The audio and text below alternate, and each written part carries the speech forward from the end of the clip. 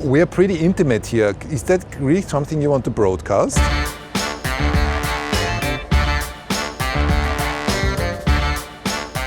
I remember being in Monaco, down by the pool during the summer, 2012, I guess, and Niki calling me, and he's like, "We want you," and trying to talk. And we had never really ever spoken, me and Niki. Like, he didn't have like a good view of me. I don't know why.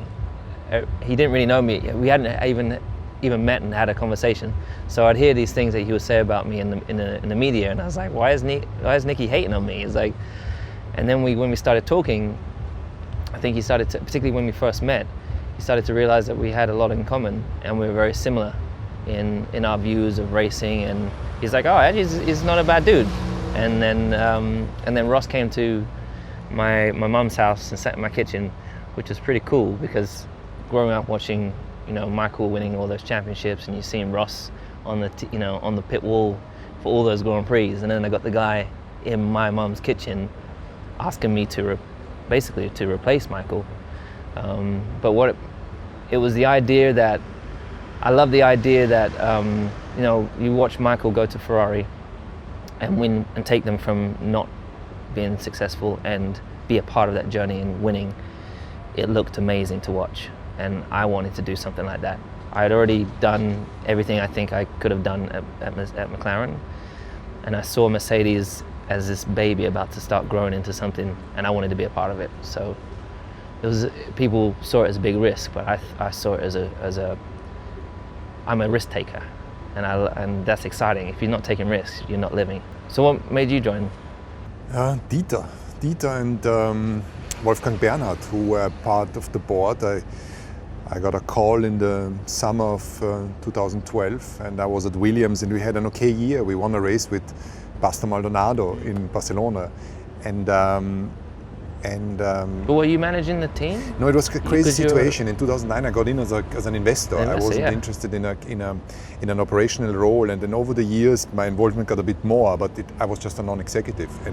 And after the start of the season in 2012, the CEO Adam Parr decided that he wanted to leave the team, and he left the team, and there was nobody executive there. I was the only one on the table that could have done it, and together with Frank, I jumped in, got my team kit, and we had this good season. And in the summer, I got a call from one of the board members, from Wolfgang, who said, "Why don't we meet for breakfast?" And I didn't know what to expect. And he said, "We would like you to run the team." And I said, well, this is not really my thing, working for a large corporation, because I'm a shareholder at Williams. This is a real opportunity for me. And he said, well, we want you to be a shareholder. We believe this is the model in Formula One. You need to have skin in the game, and we want you to be our managing partner.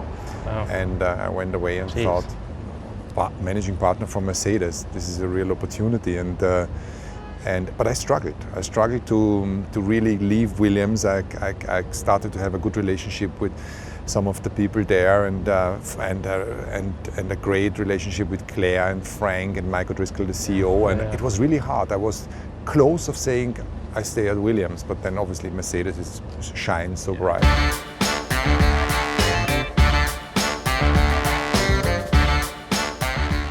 Well, I have many funny Niki Lauda stories. Some of them I share with you because we are on the plane often together from the races.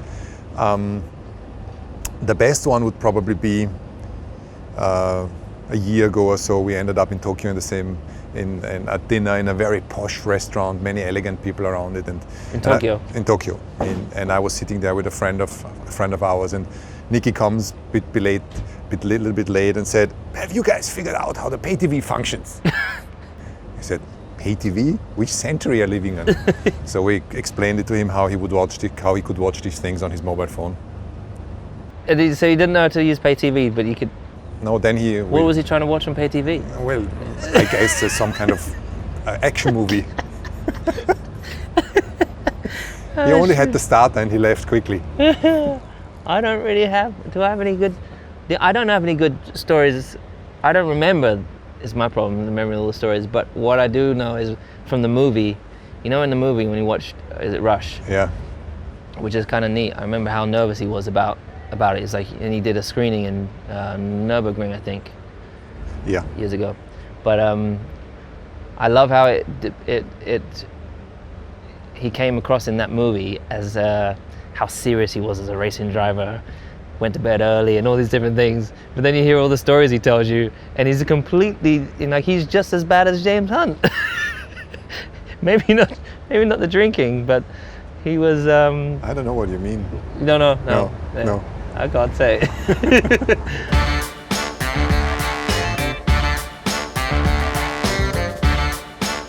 think last year was such a special year for us in terms of just all of us being unified and just the momentum that we were able to create and just kept supporting each other. You know, when one part of the team slipped a little bit, we were strong enough to lift each other up. When I slipped a little bit, the team was able to lift me up. So I think it was just overall a monumentous year, I think, in the relationship.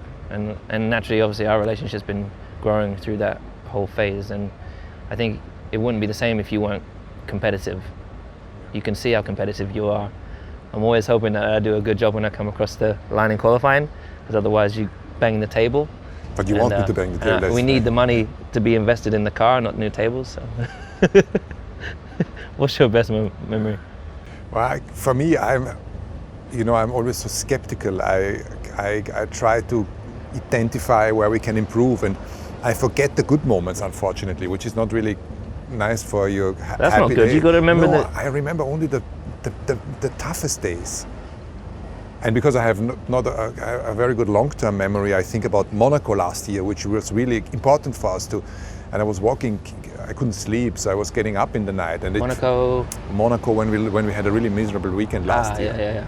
I couldn't sleep, so I got up in the night at 3 o'clock in the morning, put my clothes on, and walked through the streets. Saw the drunk people coming out of Amber Lounge, and I was. Why do you remember the negative things? I don't know. But it made a change afterwards. We improved from there on, and so I'm always remembering the negatives. So you're always thinking of things you can improve on. Yeah. I think even in like a relationship, friendship, I only remember the good things. So yeah, I don't know why, but I would say that the negative things that have happened in the past are irrelevant. You know, the great experiences that we've had, the success, the great moments in the garage where everyone, you know, when I come back and I see how happy the guys are, if I happen to see the screen and they've all punched the air, I feel like I'm a part of something really special, you know. So I need a coaching, I guess, from you. I lay on a sofa and you sit behind me. It's you just absorb the positive and you swerve the negative. I do. Yeah, so. No, it's maybe better. Yeah.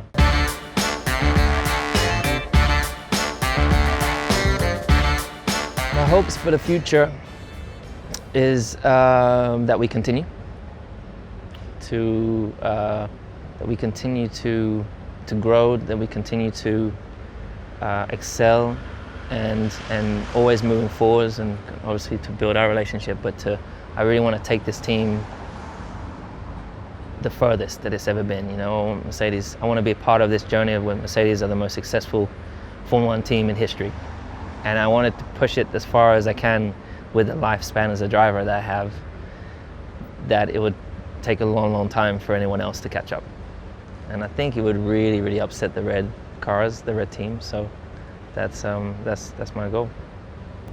Same for me. I think an easy one is we have started to set the wheel in motion over the last 4 years, where I take so much pleasure in working with you and the team in general, that there is no other place I would want to be.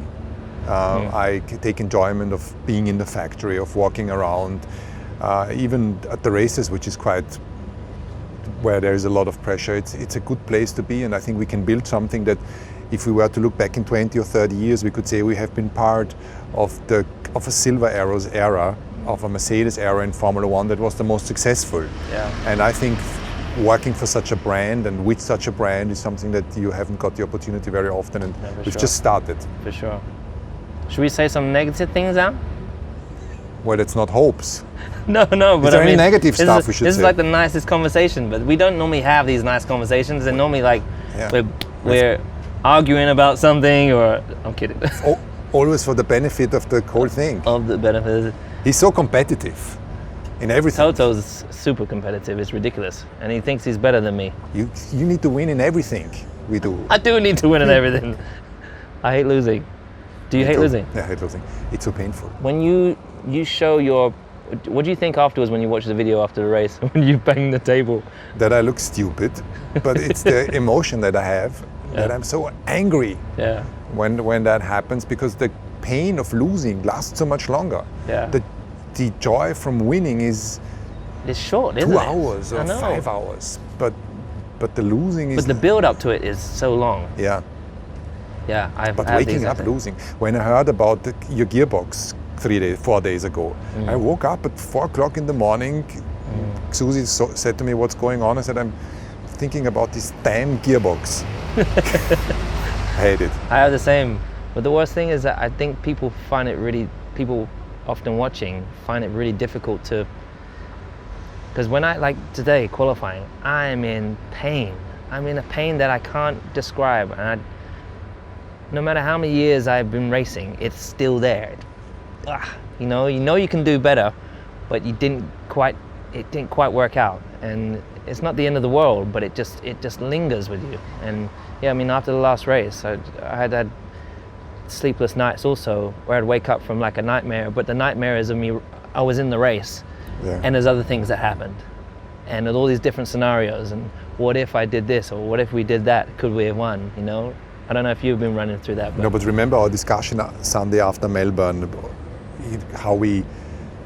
that is just a really difficult moment. For me, it gives me physical pain. Yeah, same. But I think it wouldn't be the same without that pain. Yeah. Like imagine we just cruised on by, whether you win or you lose, and it's just cool. Yeah. It wouldn't be the same. It wouldn't be the same. So if you didn't have the highs and the lows, if you didn't have the lows, you wouldn't be able to appreciate the highs. Exactly. If you didn't have the if you didn't have the highs, you wouldn't be able to appreciate the lows. Does that work? No, I think you just need the lows to appreciate the highs. Okay. Yeah.